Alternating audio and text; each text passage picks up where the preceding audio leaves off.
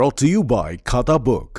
इसका टेक्नोलॉजी का लफ्ज तो कम नहीं हो सकता है, लेकिन क्यूआर का हिसाब सिंपल हो सकता है। क्या? कैसे? खाता बुक क्यूआर से मैन, ये सब ऐप से पेमेंट एक्सेप्ट करता है और फुल हिसाब को एक जगह दिखाता है। अरे हिसाब सिंपल हो गया। खाता बुक बिजनेस हुआ इजी मैन। लेकिन मुख्यतः मुकाबला जो होना है वह एनडीए और महागठबंधन के बीच ही होना है। बिहार चुनाव में एनडीए और महागठबंधन के बीच मुख्य मुकाबला होने की बात कह रहे ये हैं जेडीयू के प्रवक्ता अभिषेक झा।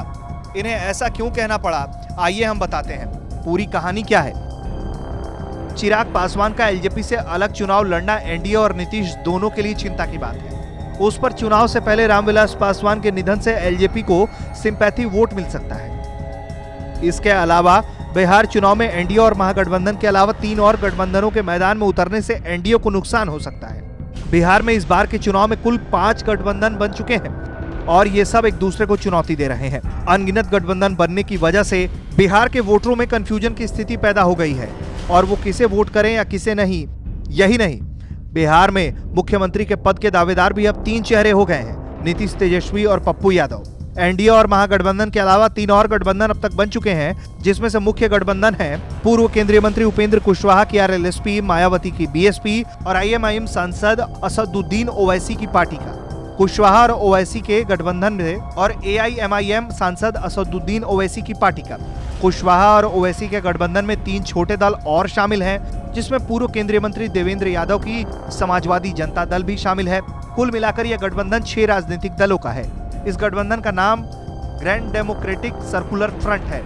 राजनीतिक गलियारों में से इस गठबंधन को तीसरे मोर्चे का भी नाम दिया जा रहा है। इसके अलावा जन अधिकार पार्टी के संरक्षण और पूर्व सांसद पप्पू यादव ने भी चंद्रशेखर आजाद की आजाद समाज पार्टी और एमके फैजी की सोशल डेमोक्रेटिक पार्टी के साथ मिलकर एक चौथा गठबंधन बनाया है, जिसका नाम है प्रोग्रेसिव डेमोक्रेटिक अलायंस। बिहार में 5वां गठबंधन भी है, जिसका नेतृत्व पूर्व मंत्री यशवंत सिन्हा कर रहे हैं। इस गठबंधन का नाम है यूनाइटेड डेमोक्रेटिक अलायंस।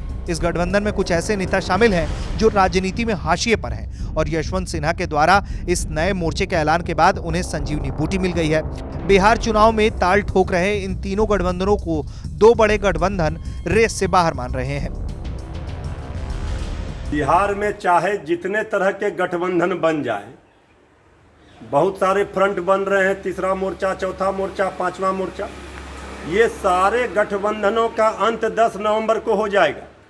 जनता के मन में कोई कन्फ्यूजन नहीं है।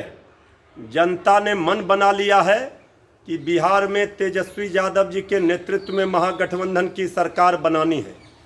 इसलिए कोई भी लोग, कोई भी राजनीतिक दल अगर ये वोट कटवा की काम करने में लगे हुए हैं तो जनता उन्हें अच्छी तरह से पहचानती है और जनता सबक सिखा देगी। इस बार बिहार विधानसभा के चुनाव में बहुत सारी छोटी पार्टियों ने मिलकर अलग अलग गठबंधन बनाया है, लेकिन इस गठबंधन में सभी पार्टियों में एक बात समान है।